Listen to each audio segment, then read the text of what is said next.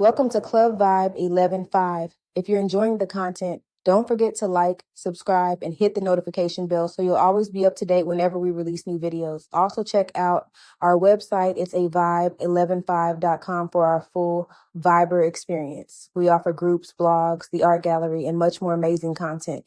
Join our community. Let's get started with this cool story. Sonny Bricks. There was a man in the neighborhood who painted suns on concrete, not just one sun, he painted them everywhere.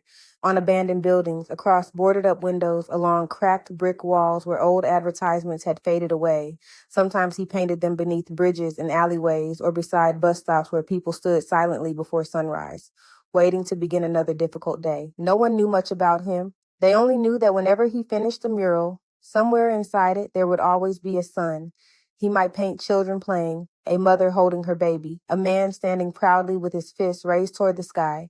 He might paint flowers growing through broken pavement or birds flying above the city, but no matter what else appeared on the wall, the sun was always there. One afternoon, a young woman stopped to watch him work. He was standing on a small ladder, carefully painting a large golden sun across an old brick building. The neighborhood around them was rough, sirens were common, arguments spilled onto sidewalks, flowers, candles, and photographs sometimes appeared on street corners in memory of people who had never made it home. The young woman watched him for a while before finally asking, "Why do you always paint the sun?" He lowered his brush and looked around the neighborhood. Then he said, "Because sometimes people are too sad to look up." The young woman became quiet. He dipped his brush back into the yellow paint and continued, "There are people living behind these walls who wake up every morning already tired. Some are grieving, some are hungry, some are frightened, and some are fighting battles that nobody else can see." He paused and pointed toward the sky. "The sun may be shining up there, but when you are at your lowest, looking up can feel impossible." He stepped down from the ladder. "So I bring it down." He placed his hand against the warm, painted bricks. "I bring the sun low enough for the person walking with their head down to see it."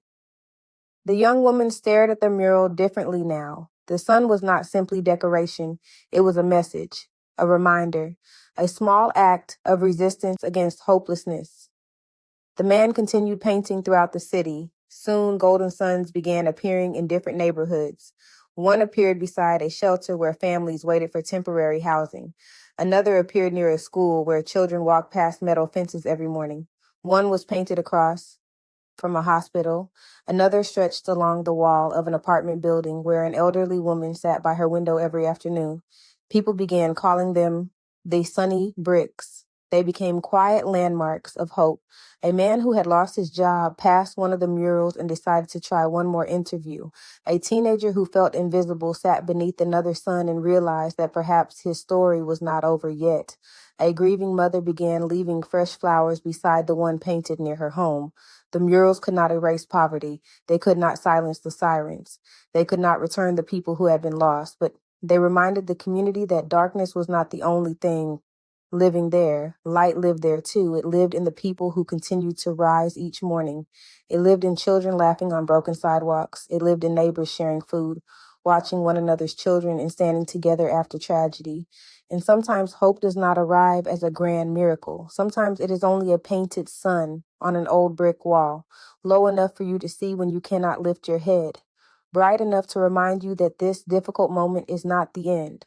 The man never signed his name beneath the murals. He simply painted another sun and moved on, because he did not need people to remember who painted it. He only wanted them to remember to keep going.